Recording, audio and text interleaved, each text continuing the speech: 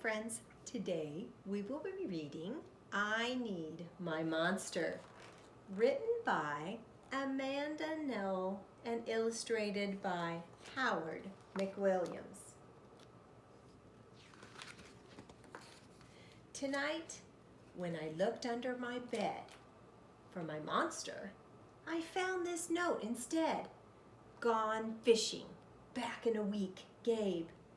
What was I going to do? I needed my monster under my bed. How was I supposed to get to sleep if my monster was gone?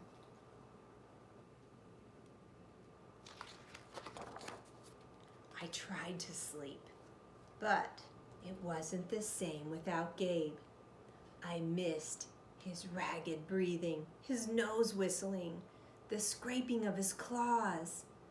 How would I ever go to sleep without Gabe's familiar, scary noises and his green ooze? It was no use. Gabe would be gone for a week. I had to have a monster. So I climbed quietly out of my bed so my parents wouldn't hear me. Grown-ups have this strange ideas about monsters under beds. I knocked on the floorboards and then I scrambled back under my covers. I waited nervously. Would a new monster appear? What would he be like? Would he be snorting? Or would he be cheerful, like Gabe?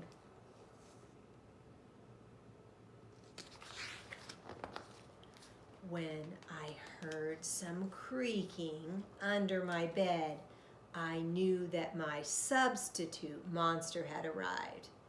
"Good evening," he said in a low, breathy voice. "My name is Herbert, and I'll be your monster for the evening." Herbert? What kind of name is that for a monster? You don't even sound scary. Have you ever scared a kid before? "Well, no," he said, "but I have read all about the best books on the topic."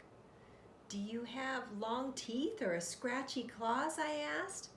"No, but I have an overbite, and I'm kind of a mouth breather. Listen." Herbert's panting was kind of scary, but it wasn't enough for me.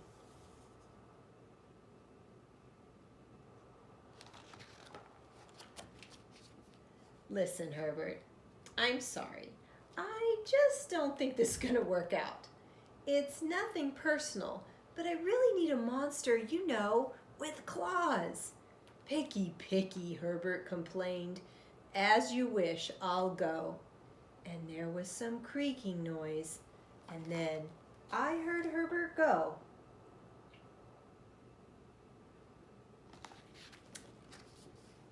Then there was some scratching, and that warned me that a second monster had appeared. "Good evening," someone said in a very high, silly voice. "My name is Ralph. I understand you need a monster with claws. If you could please lean over, I would hold out your arm for inspection." I crouched over the edge of the bed, hoping to see a terrible, shaggy arm with sharp, ragged claws.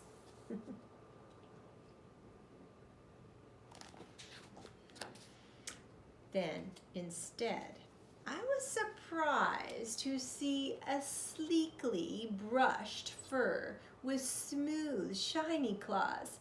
"Excuse me, I don't mean to be rude," I asked, "but is that nail polish on your claws?"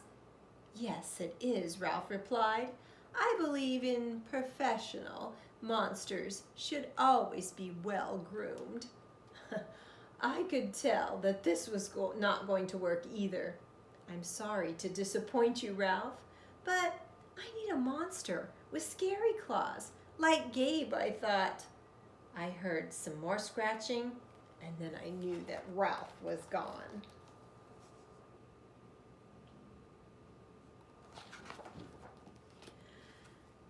A minute later, a third voice appeared from under the bed. "Check out these claws, kid." I gathered up my courage and I peered over the edge. The claws were impressive. They were jagged and dark and razor sharp. So far, so good. I was a little nervous. "Could you stick out your tail?" I whispered. "Sure, but don't get scared," he replied.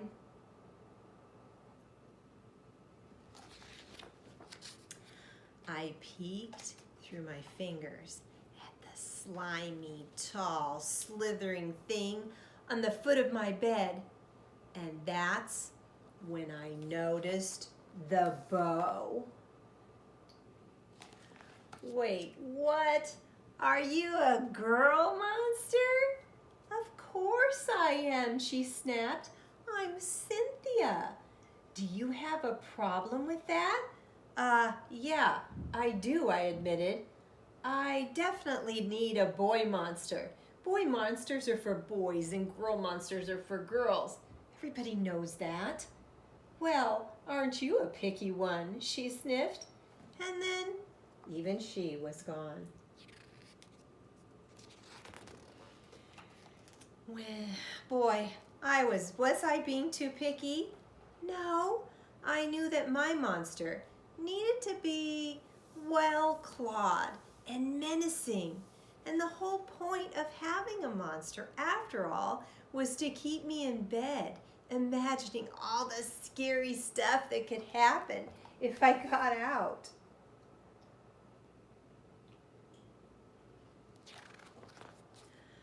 All right, then I heard a shuffling noise, and then some slobbering.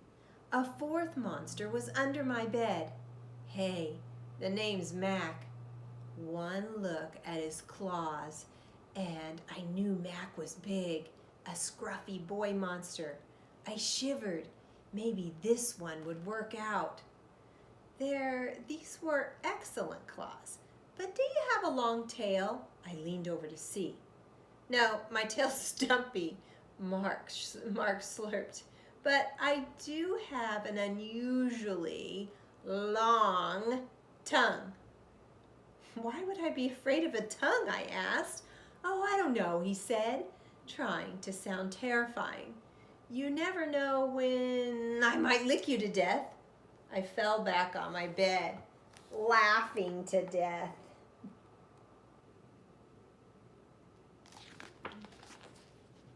Well, if you were not trying to make this work with me, Mark whined. I held in my giggles. "I really don't think that you should send me away," he warned. "Kids who reject, 5 monsters in one night." I did not reject 5 monsters tonight," I interrupted. "My regular monster went fishing." "Fishing, huh? Maybe he left because you're so picky." "Fine. I'm out of here. But I wouldn't expect another monster tonight if I were you." How was I ever going to get my sleep without my monster?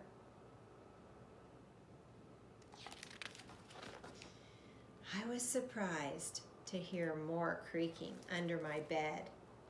Loud creaking, like scratching too. I thought no more monsters were going to appear tonight. "Sorry I'm late, kid." "What? Whew! It was Gabe."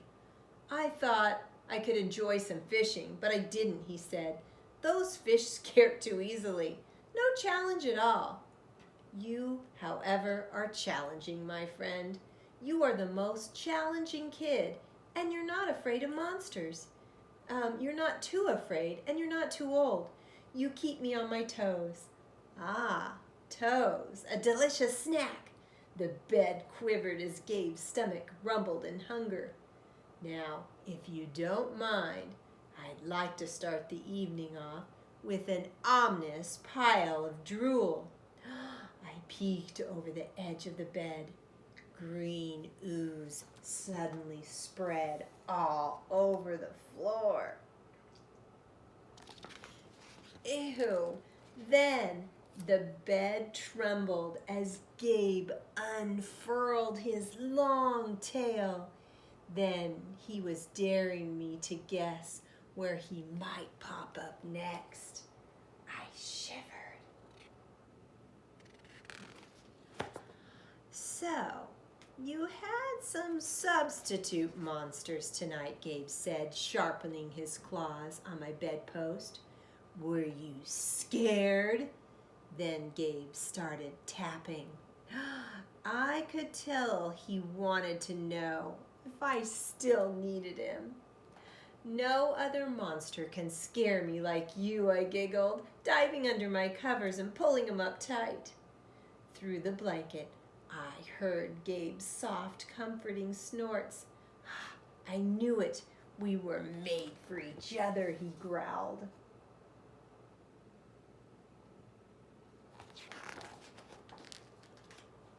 When the blankets started to slip off the bed, I knew Gabe was ready to eat. Now, if you could please stick out your foot, he said. I'd like to nibble on your pinky toe. I yanked up my foot back up into the blanket and scrunched real small. Gabe couldn't get them. No toes tonight, but you can have this. I offered him my pillow off the bed. I didn't even hear the pillow hit the floor.